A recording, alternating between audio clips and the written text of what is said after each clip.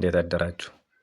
ፍሉድ ሪኳየርመንት ካልኩሌሽን ወይ ደግሞ ሜንቴናንስ ፍሉድ ሴንሴብል ሎዙ ማለት ነው። እንዴት ባጭሩ ካልኩሌት እንደምናደርግ ላሳያችሁ። ለ1 ሰዓት እና ለ24 ሰዓት ካልኩሌት ማድረግ እንችላለን። በ1 ሰዓት የሚያስፈልገው ሜንቴናንስ ፍሉድ ካልኩሌት ለማድረግ 4-2-1 ህግ እንጠቀማለን። 4-2-1 ህግ ማለት ምን ማለት ነው? ከተካሚ ኪሎግራም 10 ኪሎግራም እናነሳና በ4 ኤምኤል እናባዘዋለን። ሲደመር አሁንም ከታካሚው ሁለተኛ 10 ኪሎ ግራም እናነሳና በ2 ኤምኤል እናባዘዋለን። ቀሪውን የታካሚውን ኪሎ ግራም በሙሉ በ1 ኤምኤል እናባዘዋለን።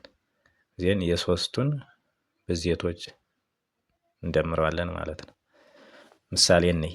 ታካሚያችን 50 ኪሎ ግራም ቢሆን ከ50 ኪሎ ግራም 10 ኪሎ ግራም እናነሳና በ4 ኤምኤል እናባዘዋለን።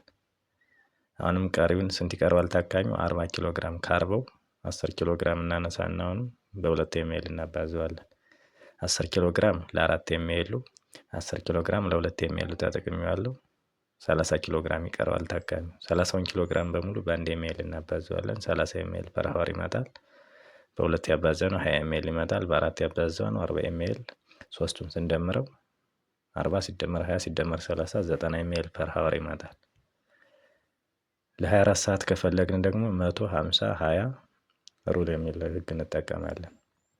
ምን ማለት ነው? ከታካሚው 10 ኪሎ ግራም እናነሳና በ100 ኤምኤል እናባዘዋለን።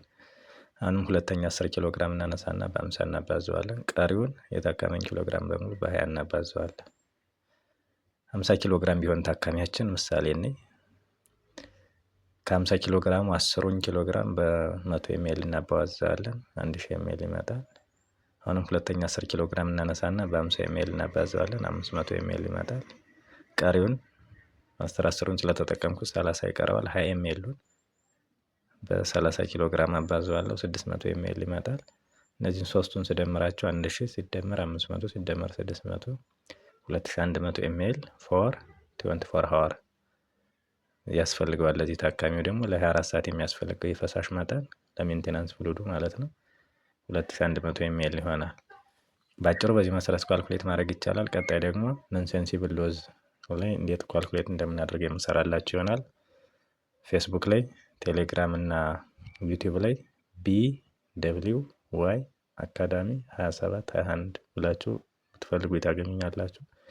ደግሞአለው ፌስቡክ፣ ቴሌግራም እና ዩቲዩብ ላይ BWY አካዳሚ 2721 ብላችሁ መቀላቀል ትችላላችሁ።